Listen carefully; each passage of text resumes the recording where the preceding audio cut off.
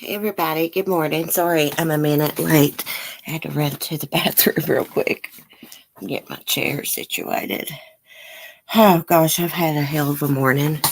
The goat escaped again and had to put her up and go try to put up some fencing that's really tall and keep her from jumping it.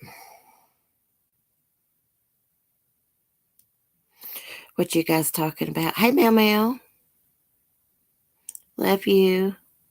Southern Mom, Honey Bunches, Andrew. Good morning everybody. This StreamYards is a little bit behind. Let me see if I can find the chat on my phone.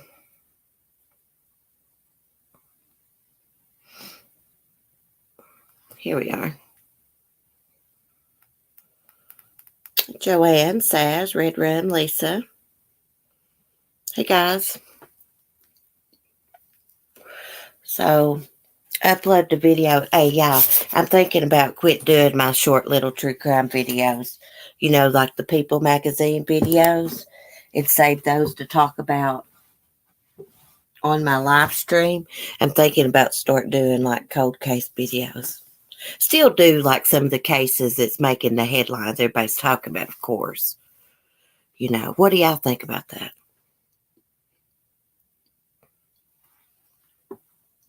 Because that takes a lot of my time, all those short little videos. If I don't do them like the night before, I get up real early and do them. And I got these farm animals and everything now. So, I don't know. I'll still do some of them, but just not as many. You like the idea, Katie? Yeah. So I could have some like more original content. You know what I'm saying? I like all your videos, whatever topic. Oh, thank you. Verbal likes that idea. Yeah, so I came across this story when I was looking up cold cases, The Boy in the Box. And I did a video on it. And it was so weird because the cops actually propped up his dead body. I guess put clothes on him, of course, and took pictures and passed them out to the public to see if they could try to find out who he was. And he's from Pennsylvania. And it happened in 1957. He was discovered February 25th, 1957.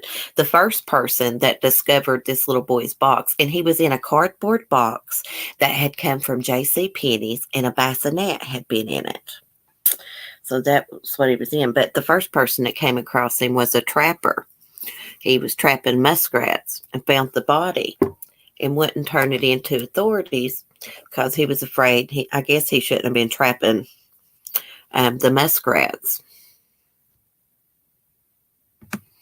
My papa used to trap those for their fur. But they never did find out his identity. And the woman that helped find the Golden State Killer, she's a genealogist. She is working on this case. They actually exhumed his body, took DNA from the enamel of one of his teeth. And so she's working on the case. Hopefully somebody will get on that ancestry stuff and he'll be a relative or something. But there was a lot of theories about this case. And one of them was this woman come forward and said that her mother had bought the little boy and had abused him and stuff, even cut his hair. But nobody really believed her because she suffered from mental illness. But a guy started investigating this case. I think they said he was a professor. And he actually went to this foster home because it was a theory that the little boy could have come from the foster home too. One of the theories was he came from the foster home, and he was the guy that ran the foster home's stepdaughter's kid. And they killed him because she was an unwed mother. And the professor that started investigating this actually went to an estate sale at that foster home after it was closed down. And there was a box there that you could, a bassinet had came in from J.C. Penney's. But that's all just circumstantial. Hey, Love Hollis. So it's a pretty interesting case. Anyways, back to the woman with the mental illness. That was the second theory. She came forward and said that her mother had bought him and abused him. And she actually told the police her mother had cut his hair, which was rather strange because when they found him, his hair had been chopped off. They said probably post-mortem. It's not cool, CC. You have 7 thumbs down. Wow. Would you want to know something that's crazy? I want to tell y'all something. When I hide the ratings, that's what it's called, the thumbs up and thumbs down. That does not happen. Do you know what, Love Hollis? I appreciate you supporting me and stuff. Don't get worked up about it, girl. They are nobodies to us and to me. I do not care. They can keep on hating and they can kiss my ass, but I want them to know that they are not important to me. So keep on, honey. Thumbs down in it. It helps the analytics. Haters gonna hate.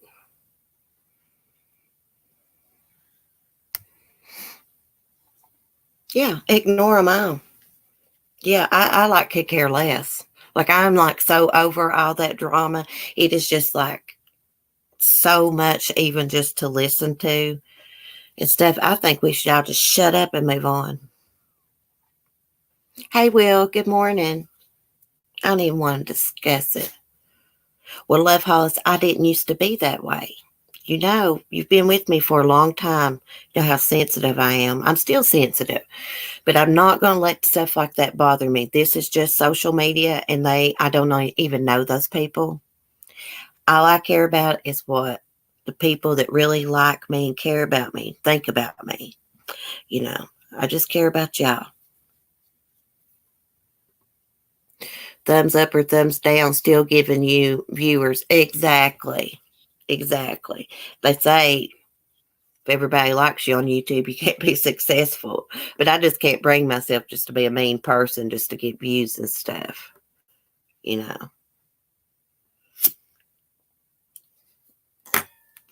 shine on. I just keep telling myself that. Who are they to you? Nobody's. So don't worry about what the hell they say. That shows you what kind of person they are. The other day, they'd left I think Andrew said 4 or 5 thumbs down. The video hadn't even started. It's just haters, jealousy. I would hate to think I was that type of person that took time out of my day just to click on a video to thumbs down it. It's so stupid. Grow up. Get a life. Okay. Enough of that. And also a cool thing that's happened in this case, I got off track so bad. The last thing I believe I said was the woman that came forward to police, her name was Martha. She said something about the hair. Her mother had chopped off the boy's hair, and that boy's hair had been chopped off. Plus, he was malnourished. She also said her mom physically and sexually abused him. But like I said, nobody paid any attention to her because she suffered from mental illness. CC haters, your voice being heard, yeah. Hire a rooster if I donate mail. Oh, she's just joking around, guys. Did I say hi to Florence? Hey, Florence, girl. I seen you come in and I was running my mouth. Anyways, I really like the cold cases, guys. But I've been busy. I couldn't do no True Crime, People Magazine True Crime this morning anyways. But I saw some interesting things. And I'm going to see if I I saved it to my drive so I can pull it up for all y'all. I saw something about Conrad Roy's mom, and he was the boy that committed suicide, and his girlfriend, Michelle Carter, urged him to do it. The only really new thing about it is Conrad's mom's thoughts on Michelle Carter being released early, which I think the girl is teenager or not, she should have known. Anybody should know better than that. To urge someone to kill themselves, that shows a lot about her. He was going to change his mind and get out of the vehicle, and she urged him to get back in the vehicle and finish it. But let me scroll here and I'll see what it's saying.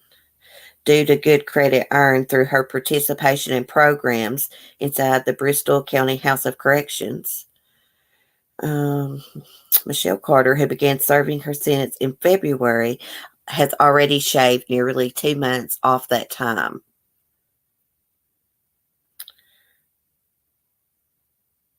It says, asked by Dr. Oz, and they're talking about Conrad Roy's mother, whether she thinks Michelle Carter was guilty of enabling her son to do something he wouldn't have otherwise done. Lynn Roy responds, she definitely is guilty of many things. Okay.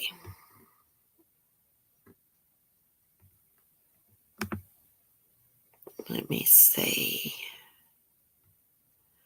if I can open this file up here.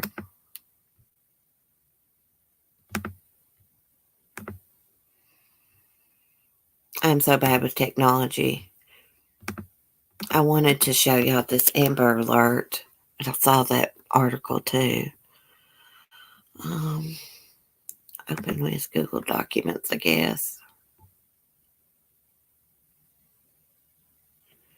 Let me see.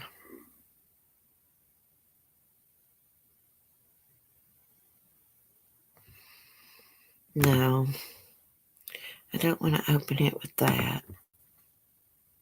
I wanted to show y'all this little girl's picture. There's an Amber Alert.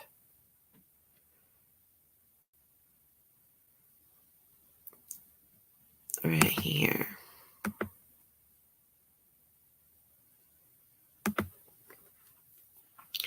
Maybe I should preview it. No, that's not working either. So let me get back to my chat. Sorry, y'all. I cannot. I was going to screen share this article with y'all so I could show y'all this little girl's picture.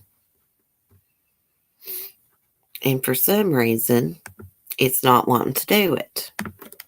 I had saved it to my Google Drive. So what I'm going to do is just pull it up.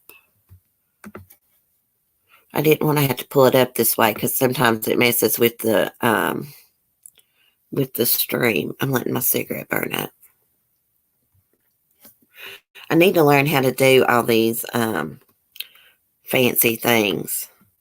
Let me get to the article. It's so slow loading.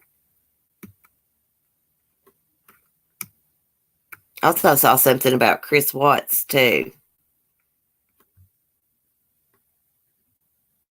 I think this little girl that's missing is named Taylor Rose Williams. I wish I'd done a video on this. Let's see if we can screen share it. Okay, screen share. Okay, screen share. Let's see.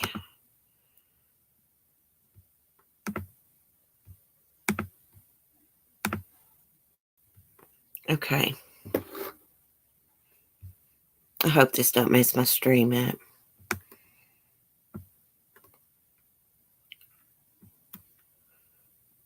It's not wanting to scroll. Okay. Amber Alert for a Florida girl, 5, who vanished from her bedroom in the middle of the night. Taylor Rose Williams, described as 3 foot tall, weighing 50 pounds, brown eyes, black hair. Isn't she cute, guys? Let me make sure my headset's still connected. Okay. Let's see what else it says about her. Florida police are searching for a 5-year-old girl who was last seen at her home Tuesday evening. Taylor Rose Williams, who was wearing a purple and pink short-sleeved pajamas, was not in her Jacksonville bedroom early Wednesday morning, and the back door of the home on Ivy Street was unlocked. You know who that case sounds like? The Haley Cummings case. I think that's her name. So an Amber Alert has been issued. Let's see. Police said there were no signs of foul play at the girl's home. So they've had helicopters, police, and the fire department, drones, mounted officers, and all-terrain vehicles are helping in the search. So she's 3 feet, 50 pounds, brown eyes, black hair. Let's look at her picture again. She is super cute.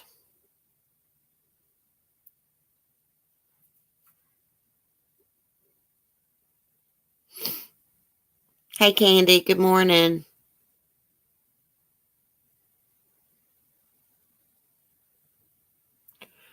I'm just looking at y'all's chat. So I hope they find her. I wonder what.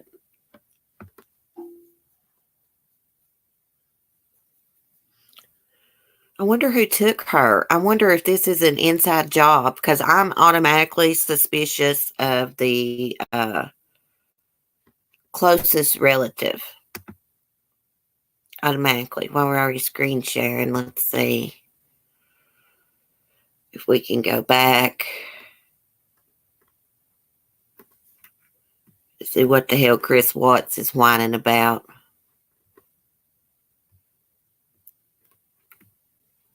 He is always in the newspapers. I wonder if he likes being this infamous murderer.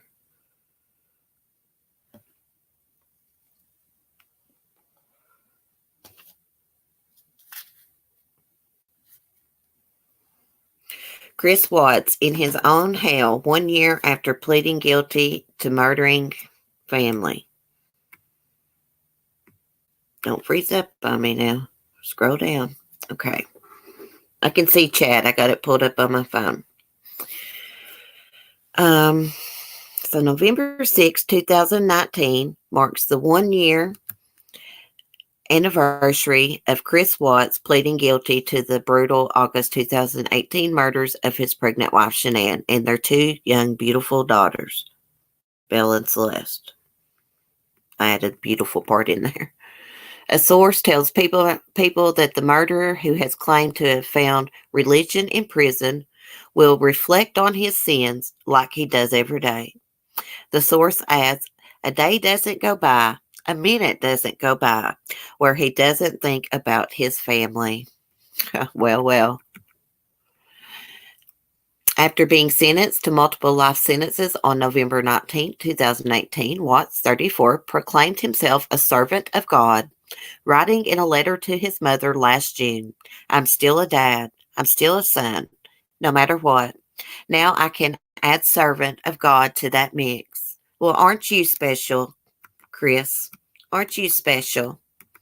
They all find religion in prison when they got nothing better to do. Still, the source tells people that Watts is well aware of the reality of the murders.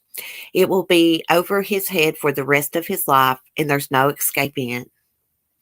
The anniversary isn't going to be any different from any other day where he's in his own hell, the People's source says.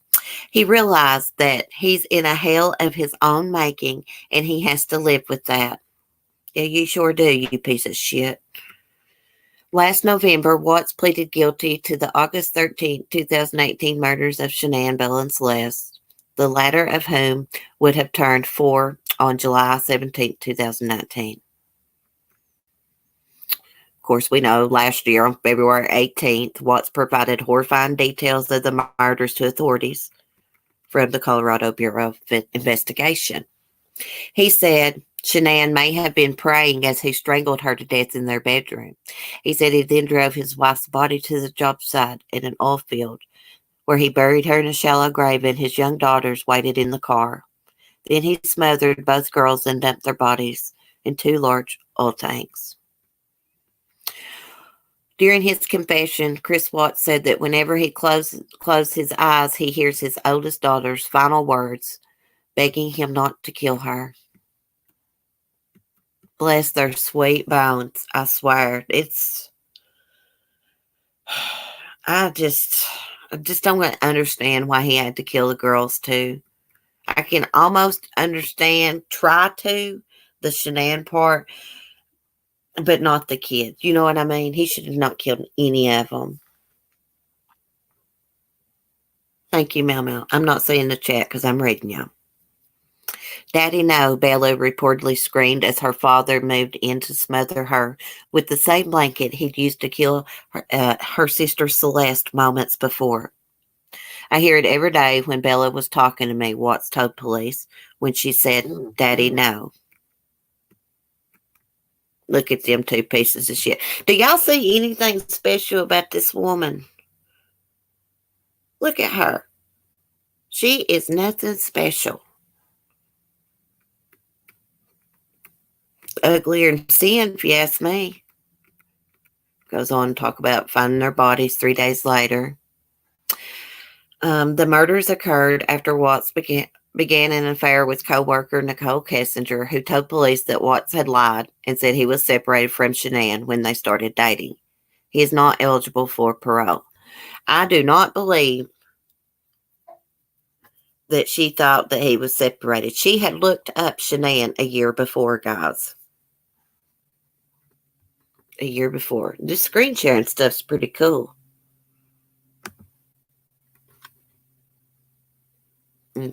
They always try to play advertisements, their videos, when you look up crime on here. Yeah, she's a very plain Jane. I mean, her body might have looked good. She had an okay body. In her picture she took in Shanann's house in her little bikini, whatever it was, panties and bra. That's about it. She was all, to me, I think she acted like she had the same interests as Chris and probably was acting all freakish in the bedroom. Shine on. I've always thought that. I've always thought the affair started long before they said. Why was she looking up Chris almost a year before the murders? Y'all correct me if I'm wrong about that.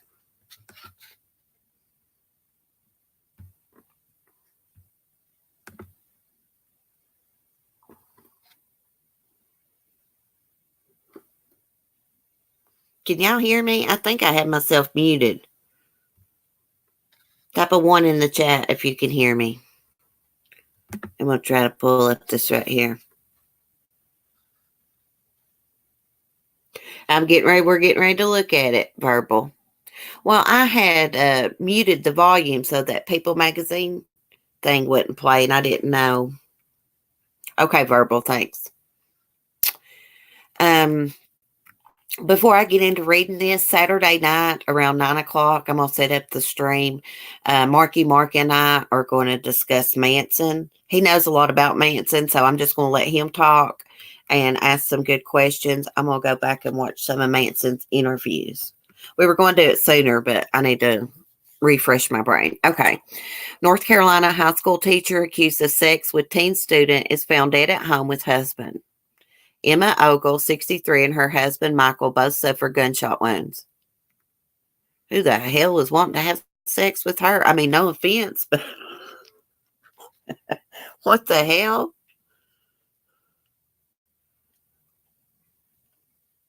Hey, Amanda L. If I didn't say hi to anybody, I'm sorry. I see you, Nary. I don't know if I said hi to you.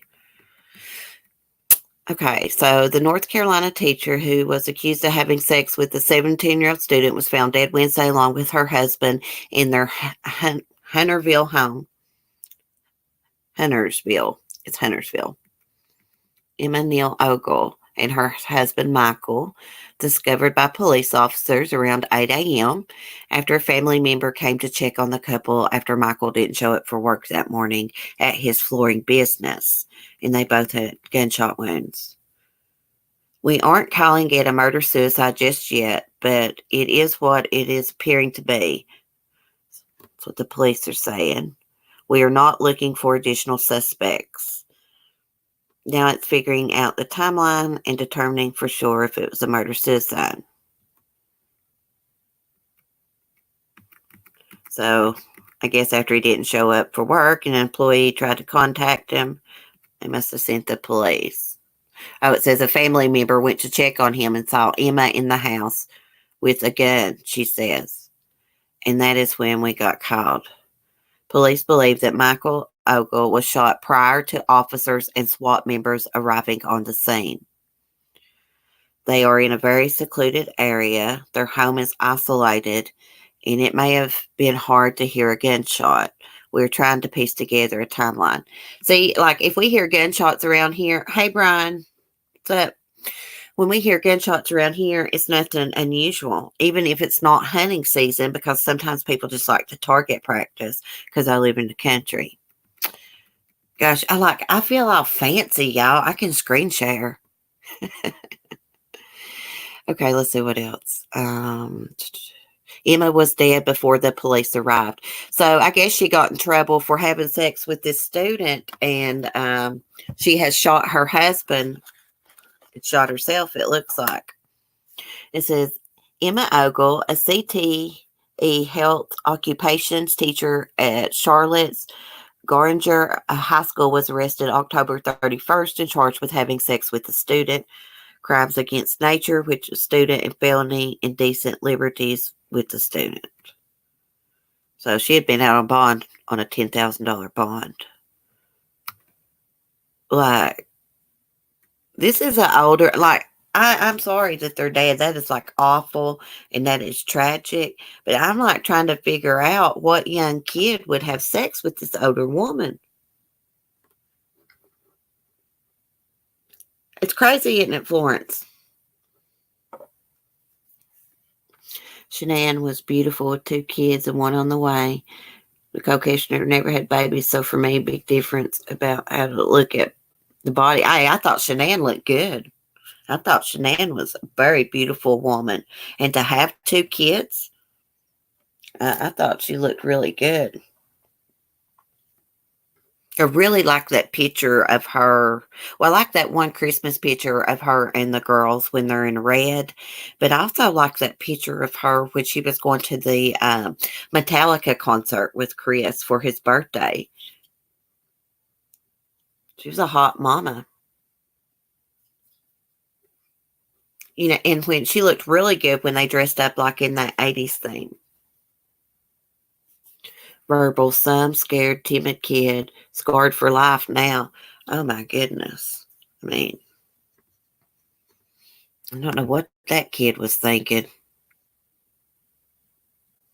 She had no idea she was married to a psychopath. No. No, she really didn't. This takes forever to load. Seems like it takes longer when you're trying to screen share. That's about it for right now, I think. Oh, yeah. That UFC star's stepdaughter has been missing forever. And they think that foul play is involved in that. I'm not mistaken. I think that's in Georgia. Well, let me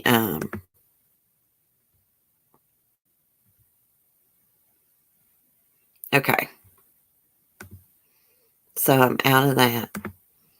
Oh, I was going to tell you, speaking of the Watts, I have that letters from Chris Watts in my Google Drive, and I just got it. So I've not read it yet, but I'm going to.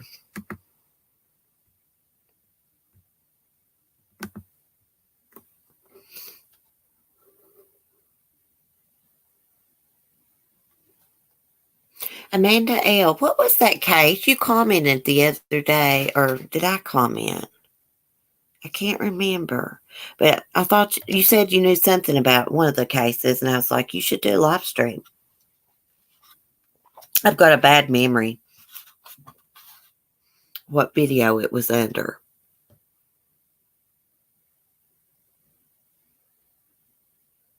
She was last seen in Montgomery, Alabama. Oh, the UFC fighters? Amanda, it is a hard read. Is it, Amanda? Amy Fisher, the Amy Fisher story. Yeah, girl. You should do a live stream about that. I could not remember which video it was. I remember watching that movie on Lifetime, and they made it out like that Joey Buttafuoco didn't have a relationship with Amy Fisher, that she was obsessed with him and stalking him. But I think later on, he admitted that he had a relationship with her. But I think in the movie, they made it out like the only reason he admitted to it so he wouldn't get a long time in prison. Something like that. It's been a long time since I watched that movie. Joey Buttafuoco. Buttafuoco? I don't know how to say it right. Yeah, 2020 is doing a story on it. The Long Island Lolita. After Amy got out of prison, it's a whole different story too. It's been crazy. Oh, really? So Mary Jo and Joey got a divorce, I think, didn't they? Yeah, it's an old case, but it's interesting. It's the look up Amy Fisher, Andrew. I bet you can find the Amy Fisher story, the movie here on YouTube. Because I watched that Farrah Fawcett movie based on Diane Downs here on YouTube. Inquiring minds want to know. See, this is Karen. Okay, thank you for telling me. Yeah, I appreciate it if y'all change y'all's names to tell me so I know who I'm talking to. Y'all beware of the Hairy Butt Bandit. He changes names all the time.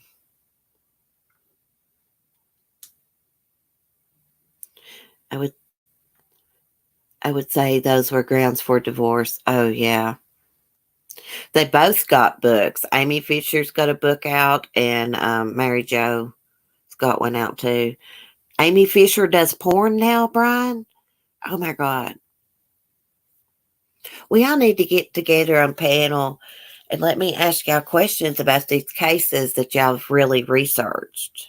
I've done a live stream with Brian before about Darley, but I'd like to do another one so I could ask some questions. I bet she's looking shop porn by now. Hey, I saw pictures of her, Andrew. She didn't look that bad, actually. It's a miracle that Mary Jo didn't die. I would have divorced him right then and there. Florence Shanann was classy. NK was trashy. Big difference. Yes, Florence, I agree. I just saw your comment. And I get to reading and stuff. I don't look at the chat, so I'm not ignoring anyone. Farrah Fawcett is awesome. And the Diane Downs, yes, she is. She did a great job. Diane Downs is such a freaking Fruit Loop. I wonder when Darley will find out the outcome. I don't know. If she's really innocent and they got the evidence to prove it, I hope she gets out. I go back and forth with it, over her innocence or guilt, but it had to have been someone in that house. If it wasn't her, it's Darren. Amanda, Mary Jo's an amazing, beautiful woman. Yes. I can't wait to see her interview. It'll be great. I'd say it'll be a long time before anything happens with that Darley case, Karen. Brian knows a lot about that. He keeps up with it because he's followed it since it started. Did y'all hear Marky Mark last night on Randy's live stream? He lives around that area. I think Darley is a liar. I kind of thought she was innocent at one point, but after doing more research and reading more, just listening to Brian and all that, I think she may be guilty.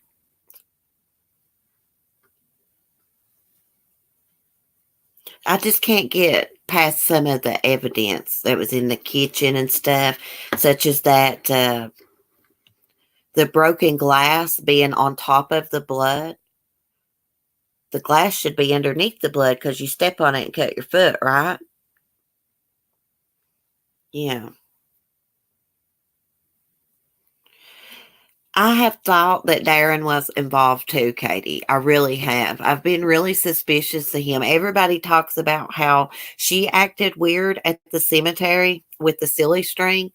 His statements to the reporters stood out to me. He was trying to convince them that they were great parents, which I do understand they were under attack by the media at the time. But still, that was very suspicious. He acted very odd to me. And I reckon he did fail a lie detector test about, I think a private investigator gave it to him about 18 months after Darley was convicted. Brian knows more about it than me. He'll correct me if I'm wrong. Yeah, they didn't show the full video. There was a memorial service before the silly string, and Darley didn't bring the silly string to the cemetery. Her sister did. But Darley acted high as hell to me at the cemetery. Maybe taking nerve pills or something. But I think her mom came out later and said something like, Darley knew that it looked bad the way she was smacking her gum. She had never smacked her gum like that before, you know. So if she is innocent and she went through that, I could see her being on Xanaxes and acting a little strange. I think some people have said that they think that she may have postpartum. I couldn't think of the word, guys. Hey, Remy girl.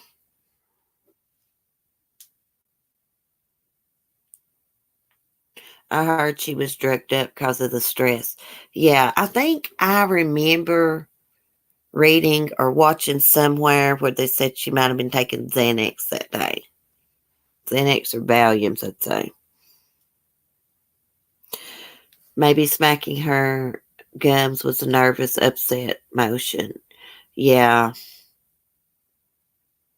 She looked like she was fighting for her life. I think Darren did something. Well, those bruises on her arms, I'm like, how did she get those? But Brian says that she didn't have those bruises on her arm in the hospital photos. I think that's what he said. When she's photographed with those bruises, I'm pretty sure Brian told me she was out of the hospital and went to the police station after she got out of the hospital a few days later. Brian's going to have to do another damn live stream, go from the case from the beginning to the end. I do too, Remy. I've got one on my leg right now just from my dog jumping up on me. I get bruised real easy too.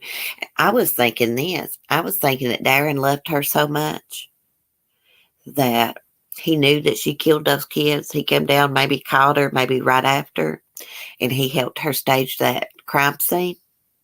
And maybe he helped put those bruises on her arms. Maybe he helped her cut her own neck. I think Brian don't think Darren's involved, but I'm suspicious. Yes, Brian, please do a Darley live soon so I can like call in and like ask you some questions and stuff, and maybe other people can. Be really cool.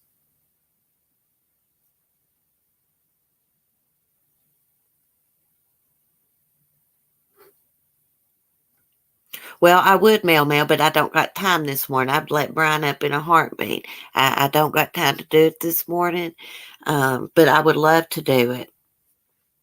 Hey, Judy Ann. Oh, thank you, Katie.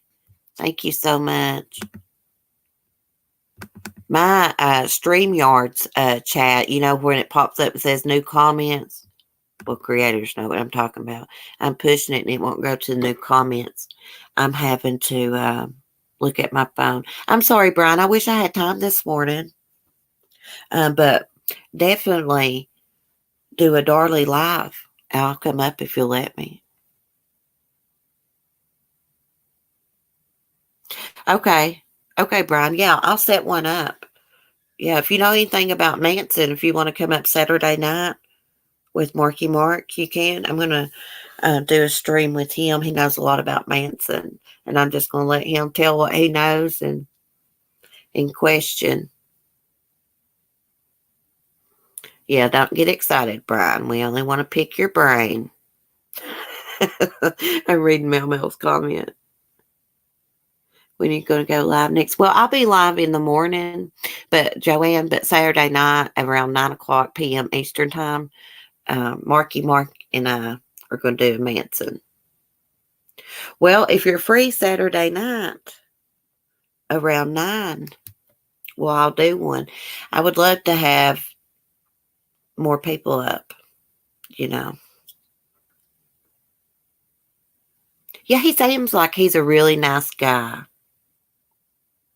Okay, Brian, cool. I'm going to set that stream up today so everybody can set their reminders.